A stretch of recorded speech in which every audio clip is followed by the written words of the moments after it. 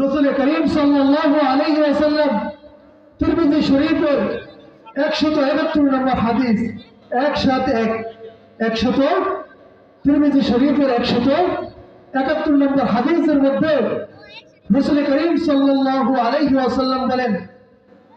قال رسول الله صلى الله عليه وسلم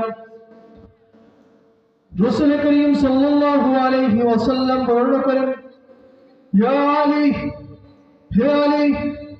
সালাসাতুন লা তুআখিরহা সালাসাতুন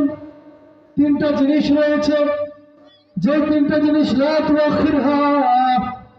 তিনটা জিনিস যখন তোমার সামনে উপস্থিত হবে ওই তিনটা জিনিসকে তখন কখনো তুমি বিলম্ব করবে না।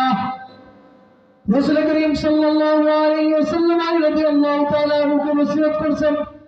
আলী তিনটা জিনিস যখন তোমার সামনে উপস্থিত হবে লা তুআখিরহা তিনটা জিনিস কখনোই তুমি বিলম্ব করবে না। এক নম্বর হলো as-salatu ইযা আনাত as-salatu নামাজ ইযা আনাত যখন নামাজের সময় হবে যখন নামাজের ওয়াক্ত হবে যখন নামাজের সময় চলে আসবে যখন জামাতের সময় চলে আসবে তখন নামাজকে তুমি বিলম্ব করবে না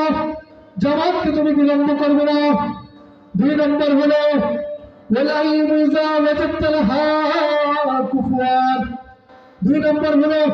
বিবাহের উপযুক্ত যদি কোনো মেয়ে পাও তাহলে ওই মেয়েকে বিবাহ দিতে বিলম্ব করবে না। তিন নম্বর হলো ওয়াল জানাজাতু ইযা হাজারাত যখন জানাজা উপস্থিত করা হবে যখন মাইয়াতকে উপস্থিত করা হবে তাকে দাফন কাফন করার ক্ষেত্রে